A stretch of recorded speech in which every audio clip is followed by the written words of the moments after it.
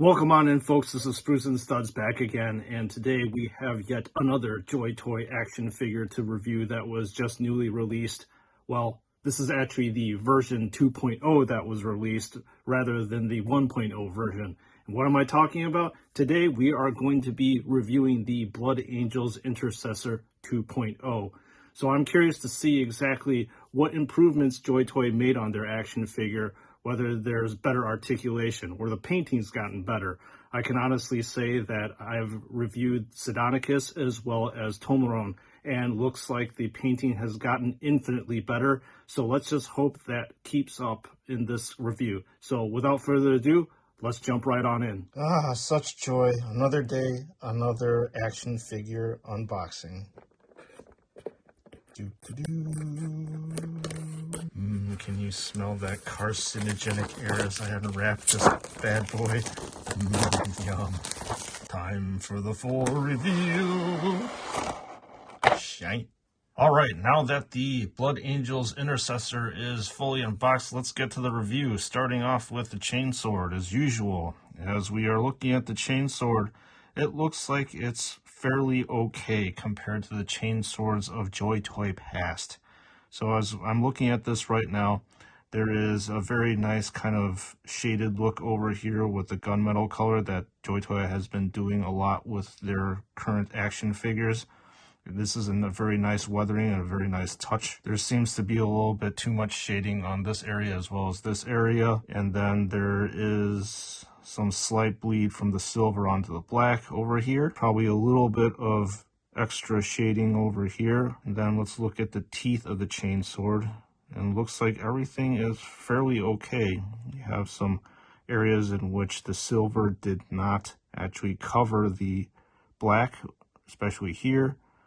Looks like the shading got a little bit away from the painter or the manufacturing process right here and right here. Looking at the skull at the bottom, you still have some bleed from the brass onto the black color. The black was not completely covered up by the black color on the skull's chin. However, the shading is very nice with the eye sockets, but it was missed over here with the nostrils. Move to the heavy bolt pistol, I believe.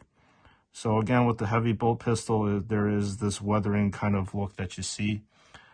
There are, however, again, a little painting issues here. You have a silver mark over here onto the black. You got this weathering over here onto the gunmetal color. And it looks like this is actually a two-piece thing that they combine and have, so there's a nice panel gap over here that you can see me kind of just open up right here. But overall, this heavy bolt pistol isn't too bad. Unfortunately, there are no highlights whatsoever. There used to be highlights pretty much up here with the panels where it would be dry brushed kind of a gray / white type of color, and it's missing that. Looking at the backpack, it's more or less the same. Got some decent kind of shading that's going on up here. This actually looks a little bit messy in my opinion. There's like a lot of dark areas here, a lot of like kind of messy dark areas as well. These shaded paint splotches that I'm not used to seeing, especially on the Ultramarines action figures. So this is a bit messy, but as you're looking at the vents on the backpack over here, there's that nice weathering that I pointed out. And again, this part of the backpack, the silver never actually completely covers the red part over here. And this is, again, commonplace that you find on every single backpack for the Primaris Intercessors, or actually probably most, even all the Space Marines. As I said before, thankfully, this is something that is in the back, so you are not going to be seeing it. It's not a very prominent position, so we can let that one go. Yeah, so I have to say, overall, the shading seems a little bit dirty and a little bit dark and all over the place with this backpack. And then looking at this empty holster, you have some very half-hearted highlighting that's going on. There is obviously highlighting going on the edges here and up here, and then it kind of fades up here. And this is probably an area in which you would want to see the highlights because it would be catching the light. And looking over here, this is definitely a 2.0 action figure. You have the right hand that you can swap out so that the Intercessor can wield the chainsword in this hand. And then obviously you have the emote gestures over here. As I said before, the Fist of Power, open hand domination, and the point to the direction of the combat. And I'll have to say that looking at these extra hands, again, very dirty, actually. You get a lot of black bleed going on from here. Let's take a look at this one. You also do get to see some paint blotches that aren't supposed to be there. So these extra hands are quite a bit dirty in my opinion, and a bit of a miss. All right, let's take a look at the centerpiece of the whole thing, which is the action figure itself.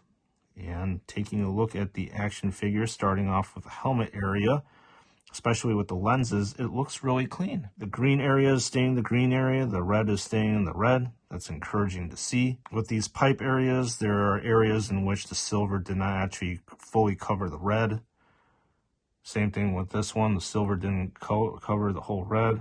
Looks like there are some shading issues here where the shading got a little bit onto the red part of the helmet, but overall not too bad.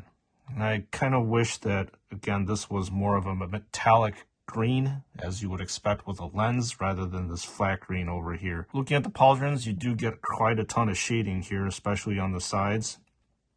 However, I would have to say that the shading got away from the person who painted this action figure, because you see that this place, in my opinion, should be more of a pure red rather than this dark splotchy black shading over here.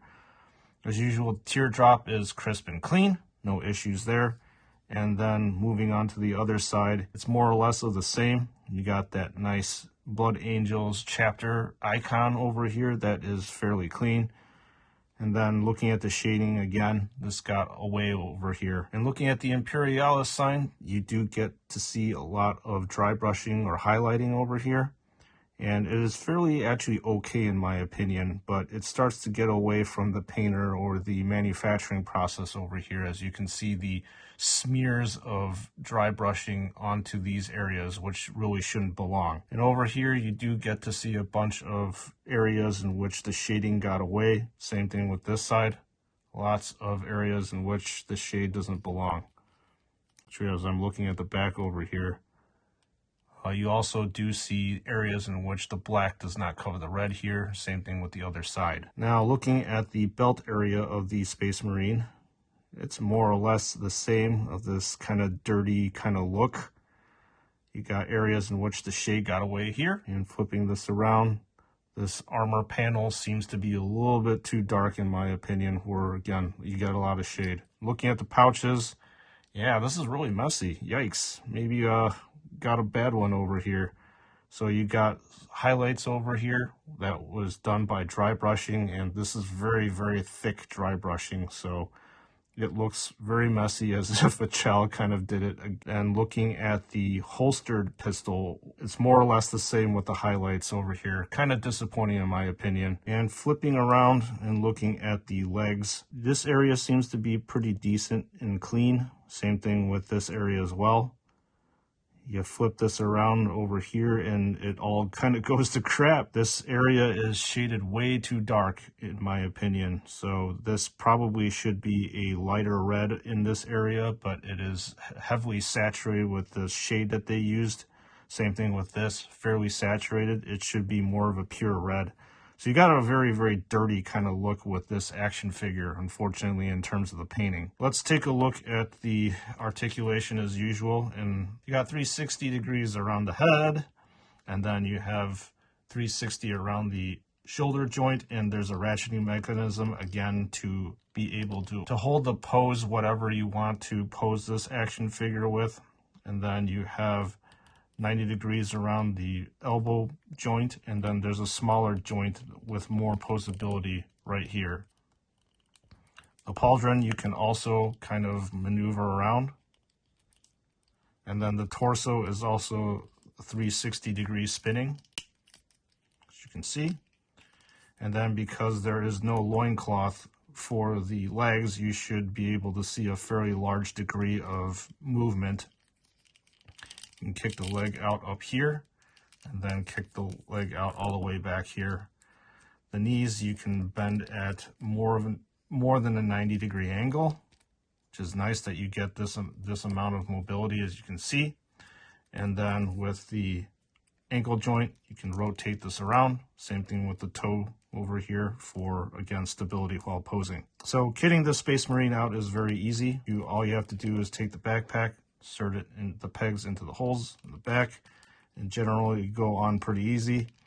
And then next thing to do is to give the Intercessor the heavy bolt pistol in the right hand, as this is the regular configuration. Right there.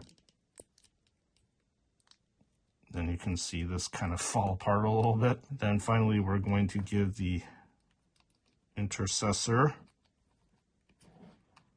chainsword. Okay, the Marine has been fully kitted out, and let's wrap this up with my final thoughts.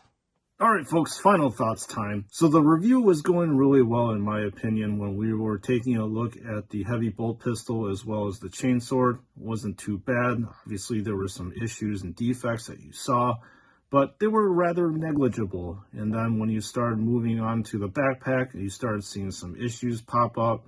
And obviously, with the extra hands, it really looked kind of dirty, in my opinion.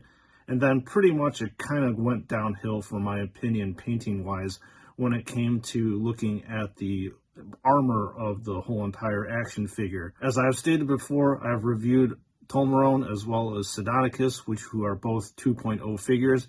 Perhaps the manufacturer decided to give this a little bit more time because these are characters on the battlefield. However, this action figure right here is your run-of-the-mill grunt. So they may have spent a little less time with the quality assurance on this action figure, which is, you know, it's a bit disappointing to me, especially if you're spending this kind of money for this action figure and would have waited this long for it. However, in terms of accuracy as well as just fine details, again, JoyToy always knocks it out of the ballpark. So let me know what you thought of this review in the comments section, and more importantly, what you actually thought of this action figure in the comments section. I'm curious to see if you had more expectations going into this, because I know for sure that I actually had a lot more expectations. So I hope you enjoyed this review. Thanks for support, and always thank you for watching. It is very, very much appreciated. So this is Spruce and Studs, and as usual, I'll see you all in the next one.